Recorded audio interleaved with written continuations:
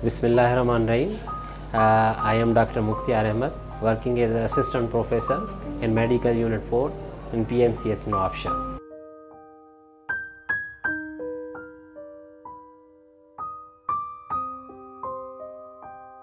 Sir, you said what is the association between the stress and the GERD. तो आपका सवाल ये है कि GERD और स्ट्रेस में जो है कैसे जो है कोरिलेशन है और इसको जो है हम कैसे जो है सही कर सकते हैं। तो मैं पहले तो GERD पे आ जाता हूँ कि GERD है क्या। GERD तो एक्चुअली जो है एक आंतों की जो है खुराक की नाली और मैदे की नाली में एक वाल होता है। वो वाल जब लूज़ हो जाता है तो उसमें से जो है मैदे की तेज़ाबियत में से जो तेज़ाबियत है वो वापस आना शुरू हो जाती हैं। तो फिर उसमें जो है हमें जो महसूसात होती है या पेशेंट को जो महसूस होती है तो वो जो है मेन तो जो हार्ट बर्न है, तेज़ाबियत है और खाने में जो दिक्कत होना, तो ये चीज़ें आ जाती हैं। मगर इसका रिलेशन GERD का स्ट्रेस के साथ तो हम ये कह सकते हैं कि अगर जो है एक तो GERD तो हो गया मगर इसको जो है पर्सिपिटेट करता है, मगर इन चीज़ों को बढ़ाता है। स्ट्रेस इन चीज़ों को बढ़ाता है क्योंकि स्ट्रेस में हमारी जो है एक सिंपैथेटिक हार्मोन्स जो है वो जो है बढ़ जाते हैं। उसकी वजह से सीक्रेशंस भी जो है हमारी ज़्यादा बढ़ जाती है, तो वो हमें जो है GERD को भी मज़ीद इजाफा करती है।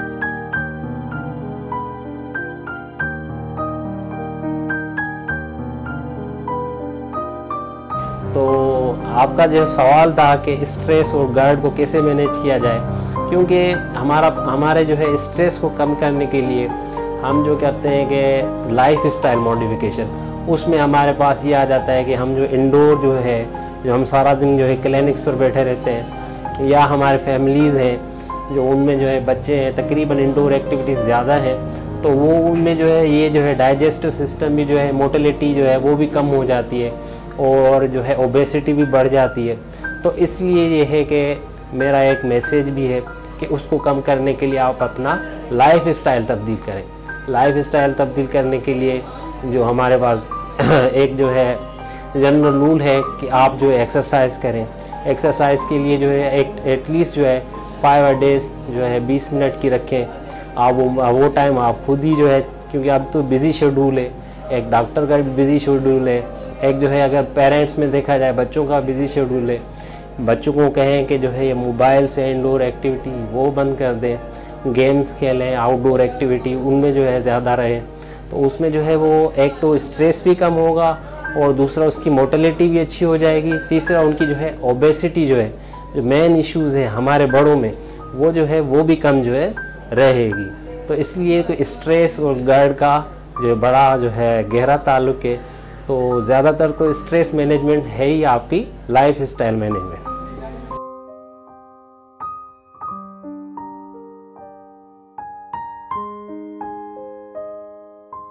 असल में एक तो जो है स्ट्रेस रिलेटेड आपने कहा कि GERD पर जो है, और तो स्ट्रेस रिलेटेड तो काफ़ी चीज़ें हैं जो है जो इंसान के जो है जिस्म पर असरात पड़ते हैं। उसमें साइकोलॉजिकल है, जो है मेंटली है, फिज़िकली है, सारी चीज़ें जो है आपकी इम्पेक्ट पड़ती हैं। साइकोलॉजिकल स्ट्रेस का जो है मेनली जो है एंजाइटी है, डिप्रेशन है, ये सारी चीज़ें जो है आपको, और सोशल इश्यूज़ हैं। स्ट्रेस वाला बंदा जो है एक तो ओवर बर्डन हो जाता है मुआशरे के लिए, तो वो जो है एक तो उसमें जो है डिसीजन मेकिंग नहीं होता, तो वो अपने आप को जो है हमेशा गिल्ट में रहता है। तो ये चीज़ें हैं कि स्ट्रेस रिलेटेड GERD भी है, फिज़िकल इश्यूज़ भी है, फिज़िकल ट्रामा, मेंटली ट्रामा, तो ये सारे इश्यूज़ जो हैं स्ट्रेस रिलेटेड हैं।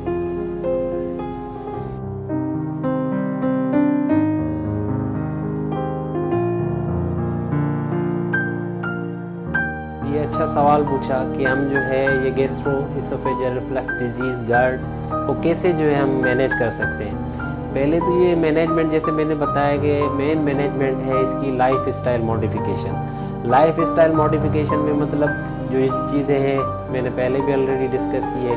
मेन एक्सरसाइज है, आपका लंबे अरसे बैठना ये नहीं है, और खाना जो है आप जो खाएं वो जो है बिल्कुल मतलब ज़्यादातर जो है छोटे निवाले खाएं और पेट भर के ना खाएं।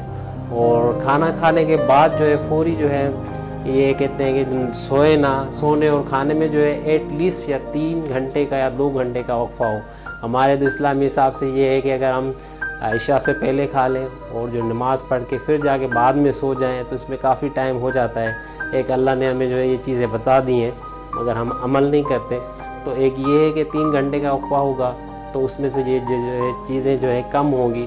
और दूसरी ये चीज़ें हैं कि अगर गर्ड का प्रॉब्लम है, आपकी जो है रुतूबत या सीक्रेशन ज़्यादा आ रही हैं, तो आपको जो है जो आप जिस बिस्तर पर लेटते हैं उसको थोड़ा सा सर के ऊपर थोड़ा ऊपर कर दें, तो ये जो है वापस ये चीज़ें नहीं आएंगी। तो फिर इससे भी आपका अफाका हो सकता है।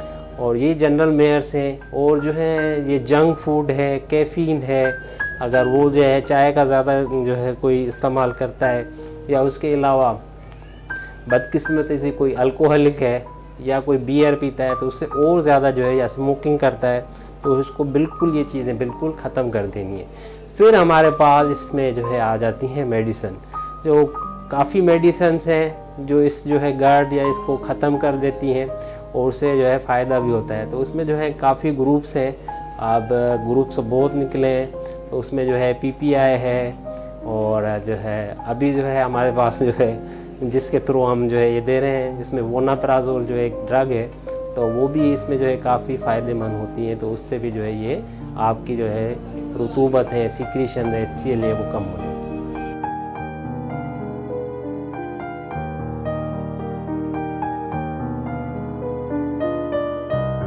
मज़ीद बताने में ये है कि अगर खुदा न खास्ता कोई कहते हैं कि गर्ड अगर छोड़ दिया जाए, अगर इसकी ना इलाज किया जाए तो क्या हो सकता है। तो उसमें ये है कि अगर हम गर्ड को छोड़ देंगे तो उसके में ये है कि आगे चल के ये जो है खुराक की नाली सूज जाएगी। सूजने के बाद जो है इसमें जो है स्ट्रक्चर बन जाते हैं, मतलब ये सिकुड़ जाती है, फिर उसमें निकलने के चांसेस बहुत कम हो जाते हैं। खाना नहीं निकलता, पी नहीं सकता, कैंसर के भी चांसेस इसमें जो है काफ़ी हो जाते हैं।